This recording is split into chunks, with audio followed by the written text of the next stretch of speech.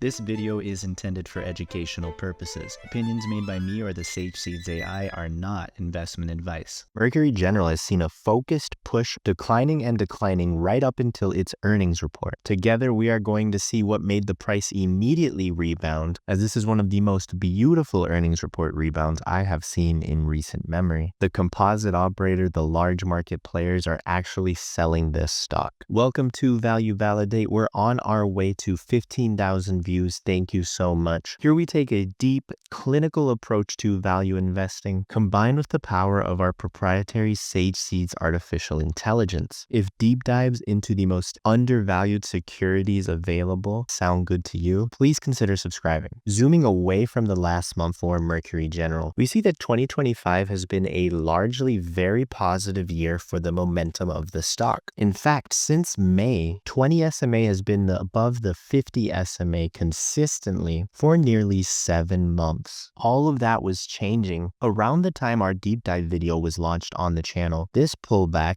several red days in a row, really looked like an opportunity to pick up shares. Everything rests on the details of this November 2025 earnings report. Let's look at it right now. Thank you to FinViz and Stock Story for this article. Focusing on these highlights, we see almost a 7% growth in premiums, a 5% top line growth, but an earnings per share of $5.06. That is more than twice as high as what analysts were expecting at $2.15. Stock Story here calling that a significant beat, and a beat which resulted in almost 20% year-over-year growth in book value per share. That is what our deep dive was covering. The unique dynamics of the California exodus, whatever you want to call it, are creating very high return on equity for this business, and are actually decreasing its costs while it raises prices, which is why this latest earnings report is such a valuable data point for graphs like this one, quarterly revenue. With this latest point, quarterly revenue is officially looking like a solid growth story. Mercury now has a track record of only positive revenue growth since 2022. And another very positive development, the quarterly net premiums earned as a percentage of revenue, this being a stability graph, and stability being something very valuable in the insurance industry. Well, the instability that's been happening since the global pandemic of 2020 is now officially looking like it's in the past. This latest data point really adding to the history of stability that's been happening since the end of 2023. And so with very controlled costs and evidence that this is a stable, very efficient insurance company, the price rebounded quite easily off of this earnings low.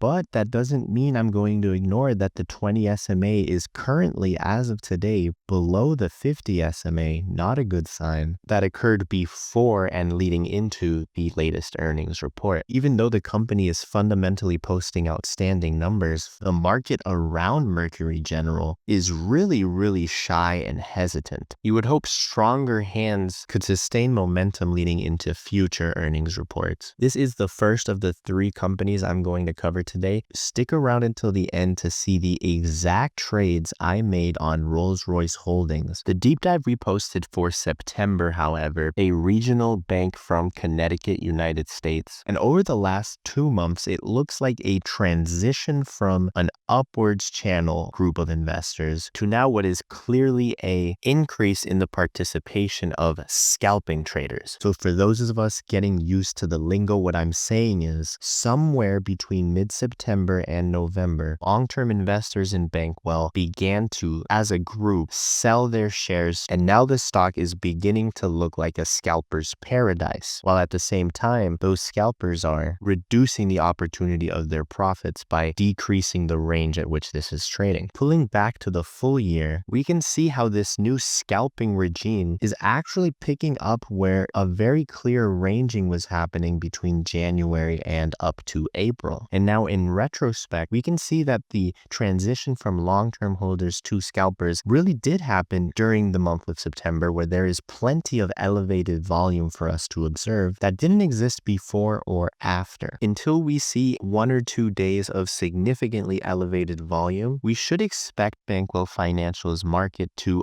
oscillate within this range, very much establishing a ranging base for whatever move the market decides to do next. Now, our analysis and our take on Value Validate is that this stock is easily the most efficient bank in the country, or definitely deserves to be in the conversation. So we would hope the price resumes its forward march sooner rather than later. But at least for now, the regression to the mean traders, the scalpers, whatever you want to call them, have gotten control of this stock, and this market has very much changed its character. Momentum is very much under threat. Our main journal entry for today, Rolls Royce Holdings, over the last 3 months, we've seen a very distinctive pattern playing out, the context of which is a fight between New York American hedge funds and London, England, British hedge funds playing tug of war with the American depository receipts of this fantastic brand new blue chip company. As a result, we see a massive amount of volume right here in late September. Most of this volume, I believe, was a transferring from English shareholders to American shareholders, but it did really drain the resources that the Americans had. Since that big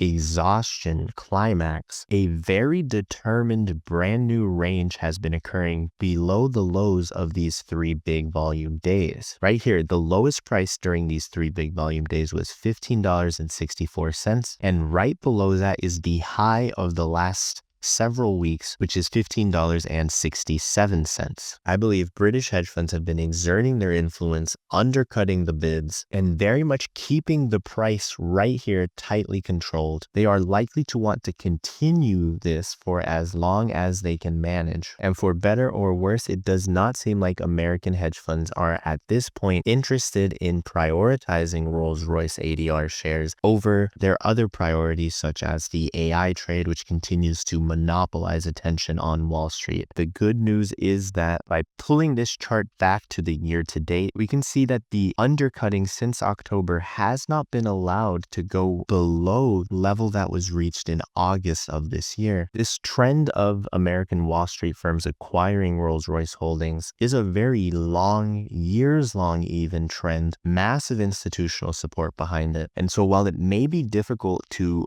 go through this range right now, it really is not a sign of weakness in the grand scheme of things. It is a sign of competition for shares in this very hot stock as it continues to get hotter and hotter. If at any point the priorities on Wall Street shuffle around, some hedge funds decide to deprioritize the AI trades, the semiconductor chip trades, whatever, energy infrastructure companies like Rolls Royce Holdings, innovative industrials, whatever category you want to use, Rolls Royce has many categories it could fit into. This blue chip could continue to gain demand as priorities shuffle around. It is in a very good position to do so. This is what we have been concentrating on at Value Validate and what our deep dive video back in August was about. But as this is now 3 months since our video, the last time we're going to journal about Rolls Royce, I'm going to pull up the exact trades that we did at Sage Seeds Capital. And it really began all the way back on April 23rd. Thin little low volume day, which to us confirmed the exhaustion of equilibrium